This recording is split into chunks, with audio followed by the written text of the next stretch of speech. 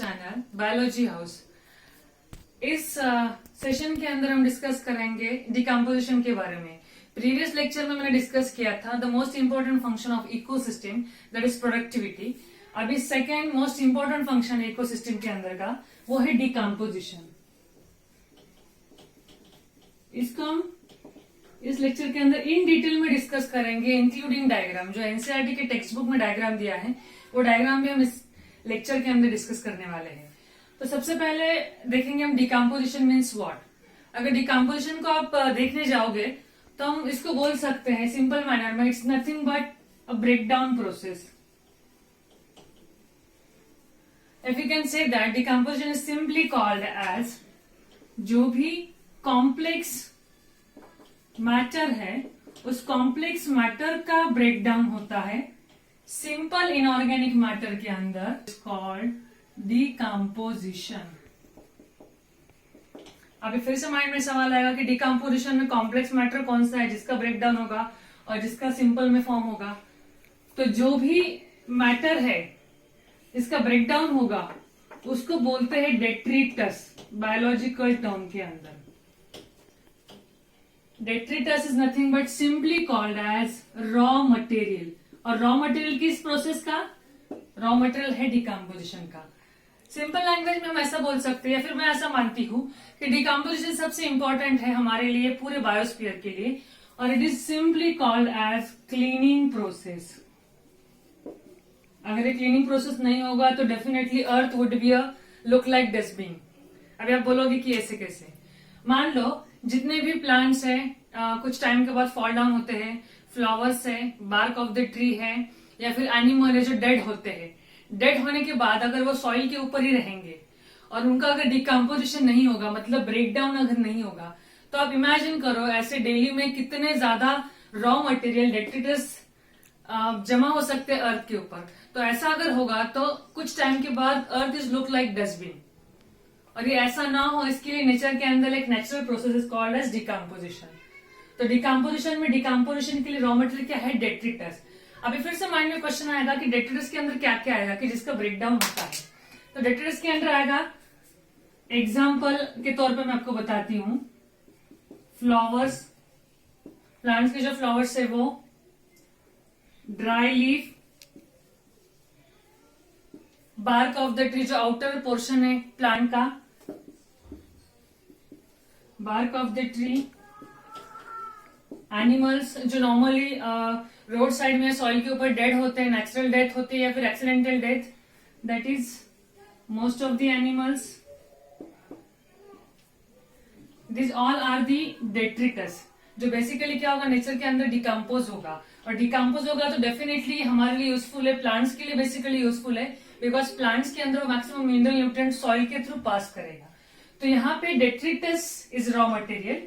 अभी डेट्रिटस ये raw material है डिकम्पोजिशन का, तो इसको ब्रेक डाउन करने के लिए कौन है? तो इसको ब्रेक डाउन करने के लिए है detritivore. Remember that word very well कि डेंट्रीवोर्स मतलब क्या? ऐसे माइक्रो ऑर्गेनिज्म जो बेसिकली ब्रेक डाउन का काम नेचर के अंदर करते हैं, जिसके अंदर आप सबको पता है वेरी फेमस एनिमल और सॉरी माइक्रो ऑर्गेनिजम्स, बेसिकली जिसको हम बोलते हैं फार्मर्स फ्रेंड, अर्थवर्म। तो earthworm is also play very important role for the process of decomposition. Earthworm के बाद है टर्माइट्स, एग्जाम्पल के तौर पे कैरियन बीटल्स। ये जो सारे माइक्रोब्स है ये बेसिकली काम करते हैं प्रोसेस ऑफ डिकम्पोजिशन के लिए, और इनको बायोलॉजिकल टर्म में बोलते हैं detritivores. So detritivores is basically having the process on detritus and to make the smoother process of decomposition. I hope यहां तक कंपोजिशन है डेट्रिटस एंड डेंट्रीवोर के अंदर का। इसके अंदर टोटल 5 प्रोसेस आपको दिए गए हैं। तो 5 प्रोसेस में पहले हम 3 प्रोसेस को 1 बाय 1 डिस्कस करेंगे, जिसको हम सिंपली बोल सकते हैं FCL। अभी FCL क्या है? The first one is fragmentation, second process है कैटाबोलिज्म, एंड थर्ड प्रोसेस है लीचिंग। ये तीनों प्रोसेस बहुत इंपॉर्टेंट है, पहले 3 process. And remember one thing, इसके ऊपर एमसीक्यूज आ सकते हैं कि डिकम्पोजिशन के अंदर ऐसे कौन से प्रोसेस है जो कंटिन्यूअस एंड साइमल्टेनियस है। तो ऑप्शंस में आपको 5 प्रोसेस दिए जाएंगे अल्टरनेटिव्स में। तो remember, fragmentation, catabolism and leaching are the continuous and simultaneous process of the process of decomposition. Is that clear? तो सबसे पहले बात स्टार्ट करेंगे फ्रैगमेंटेशन से। फ्रैगमेंटेशन के अंदर ही इस वर्ड का मीनिंग छुपा है। Fragmentation is nothing but fragments. Fragments को हम बोल सकते हैं स्मॉलर पीसेस। जो स्मॉल पीसेस है उसके अंदर, मान लो अगर कोई एक एनिमल डेड हुआ है और वो सॉइल सरफेस के ऊपर पड़ा है, तो इमीडिएटली उसका डिकम्पोजिशन सॉइल के अंदर नहीं होगा। सबसे पहले वो लार्ज कॉम्प्लेक्स जो एनिमल है उसका ब्रेक डाउन होगा स्मॉलर पीसेस के अंदर, जिसको हम बोलते हैं फ्रैगमेंटेशन। या फिर वी कैन से दैट अगर लीफ स्ट्रक्चर पड़े हैं जमीन के ऊपर, इमीडिएटली वो सॉइल के अंदर नहीं जाते हैं, it having some breaking down process called as fragmentation. So fragmentation is nothing but simply called as break down into a small pieces. और वो स्मॉल पीसेस क्या करते हैं? स्मॉल पीसेस सरफेस को इंक्रीज करते हैं, और सरफेस को इंक्रीज करते हैं फर्दर प्रोसेस के लिए, फर्दर प्रोसेस स्मूथ होने के लिए। And the next process is catabolism. अभी catabolism is simply called as enzymatic action. अभी इसमें एंजाइमेटिक एक्शन क्या आएगा? एंजाइमेटिक एक्शंस मतलब जो भी बैक्टीरिया है एंड फंगा है, बैक्टीरिया एंड फंगा है जो अपने डाइजेस्टिव ट्रैक्ट से केमिकल्स को सिक्रेट्स करते हैं, और वो केमिकल किसके ऊपर जाता है? डेट्रिटस के ऊपर, मतलब रॉ मटेरियल ऑफ डिकम्पोजिशन के ऊपर। उनके ऊपर वो एक केमिकल सिक्रेट्स करते हैं और उनको और फर्दर प्रोसेस के लिए वो सेंड करते हैं, कि जहां पे after catabolism with the help of bacteria and fungi some enzymatic action on a particular detritus, और वो फर्दर जाएगा लीचिंग के लिए। So what exactly leaching? Leaching is nothing but action with water. So leaching is nothing but action with water. 1 2 3 start. Is leaching. Leaching के अंदर आपने देखा कि action with water है। Action with water means what? जितने भी remaining detritus है, उन डेट्रिटस के ऊपर जो सॉइल के अंदर बेसिकली वाटर अवेलेबल होता है, with the help of water actions होता है, and with the help of that water actions जो होता है सॉइल लेयर के अंदर, जहां पे बॉटम में सॉइल के बहुत सारे लेयर होते हैं जो आपको टॉपिक नंबर 13 में आएंगे अबायोटिक फैक्टर के अंदर।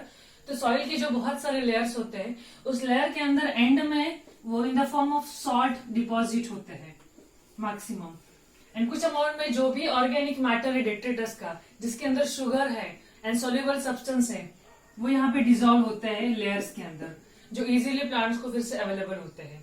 तो आई होप यहाँ तक क्लियर है आपको कि फ्रैगमेंटेशन, कैटाबोलिज्म एंड लीचिंग। की फ्रैगमेंटेशन में स्मॉलर पीसेस होते हैं, for example earthworm with help of mouth parts large portion को सरफेस एरिया इंक्रीज करके स्मॉलर पार्ट्स में डिवाइड करता है to make further process of catabolism.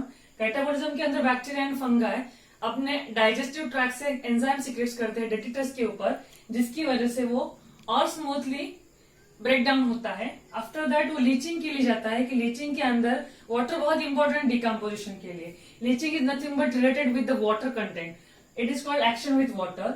जो सॉइल के अंदर डेट्रिटस जाता है तो कुछ अमाउंट में वो डिसॉल्व होता है, कुछ अमाउंट में वो अनअवेलेबल सॉल्ट के फॉर्म में रह जाता है।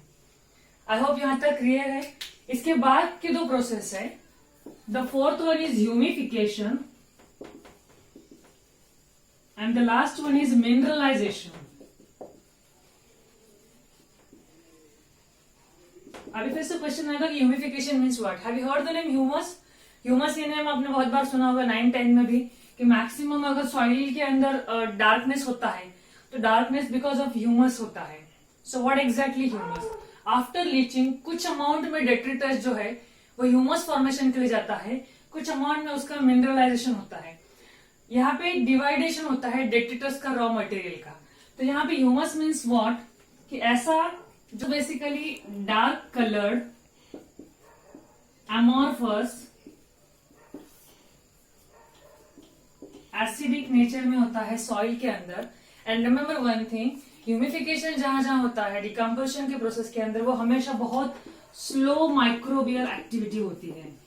इसके ऊपर भी एमसीक्यूज आ सकते हैं कि जहाँ पे सबसे स्लो माइक्रोबियल एक्टिविटी कहाँ पे होती है, सबसे ज्यादा ह्यूमिफिकेशन में होती है। तो जो भी डेट्रिटस है उसका ह्यूमस में फॉर्मेशन होता है, इसकी वजह से सॉइल को डार्क कलर फॉर्म होता है एंड सॉइल के अंदर मैक्सिमम न्यूट्रिएंट्स होते हैं फॉर फर्दर प्लांट्स के ग्रोथ एंड डेवलपमेंट के लिए। That is dark colour, amorphous, acidic in nature and slow microbial activity.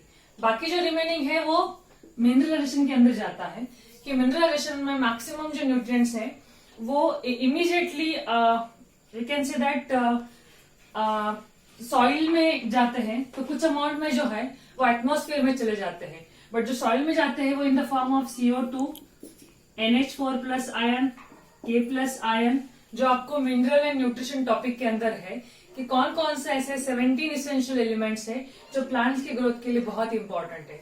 इसलिए मैं कहती हूँ कि डिकम्पोजिशन क्लीनिंग प्रोसेस तो है ही, but at the same time वो मैक्सिमम न्यूट्रिएंट्स को, मिनरल्स को, ह्यूमस को सॉइल के अंदर डालता है, जिसकी वजह से वही सॉइल जो है वो प्रोडक्टिविटी के लिए बहुत हेल्पफुल होती है। इट मीन्स हम ऐसा बोल सकते हैं कि जहां पे डिकम्पोजिशन रेट ज्यादा है वहां पे डेफिनेटली प्रोडक्टिविटी रेट भी ज्यादा है, कि प्लांट्स की ग्रोथ एंड डेवलपमेंट के लिए डिकम्पोजिशन बहुत ही इंपॉर्टेंट है। कि कौन कौन से अभी हमने देखा कि प्रोसेस ऑफ डिकम्पोजिशन टोटल 5 है।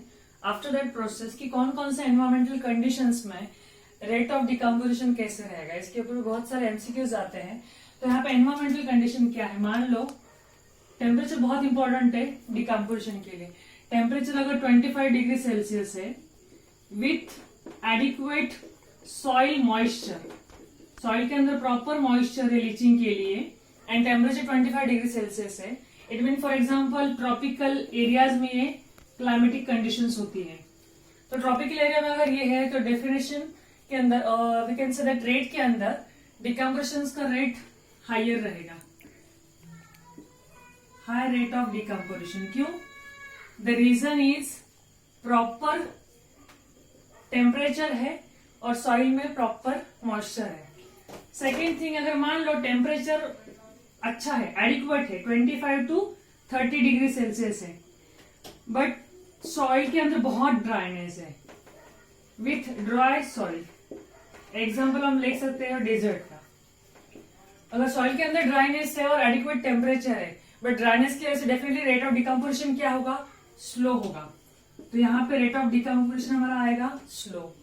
थर्ड कंडीशन में अंदर अगर मान लो टेम्परेचर लेस है, बहुत कम टेम्परेचर है, it is approximately 10 degree Celsius, but soil के अंदर मॉइस्चर है,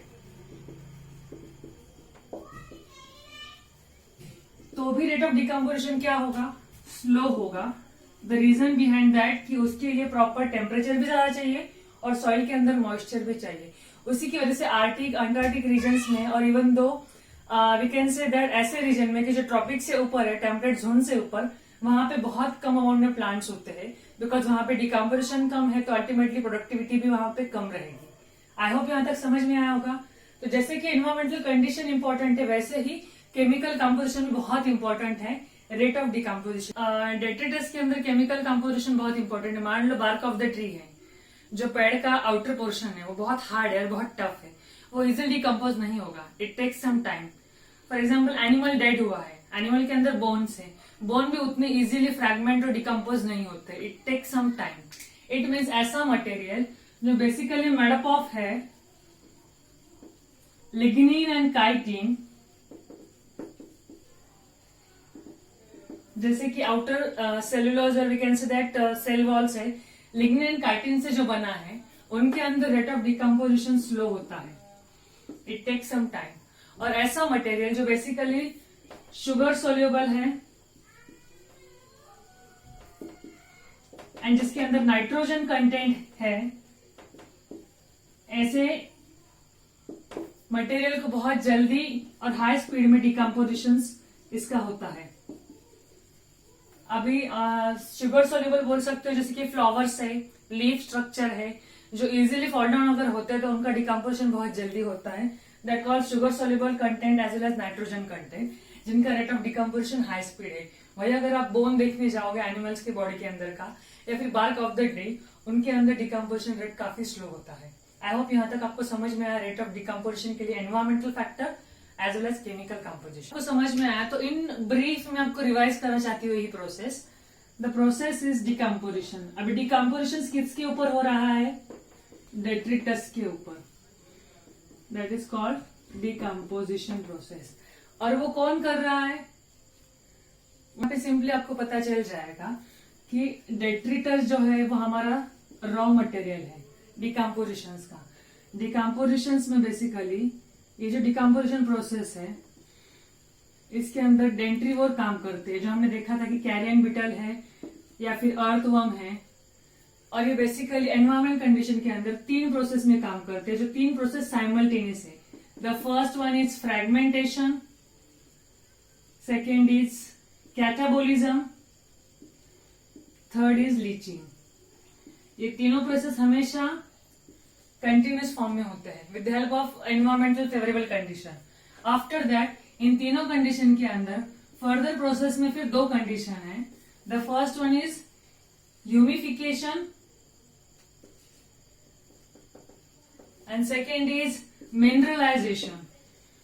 कि मिनरलाइजेशन में फिर CO2 रहेगा, NH4+ रहेगा, ये आयंस को यहाँ पे पर्कुलेट करते हैं। तो डेट्रिटस के ऊपर मतलब रॉ मटेरियल के ऊपर क्या होगा? प्रोसेस होगा कौन सा? डिकम्पोजिशन का। वो कौन करेगा? डेंट्रीवोर करेगा। वो किस मैनर में करेगा? फ्रैगमेंटेशन, कैटाबोलिज्म, लीचिंग में करेगा।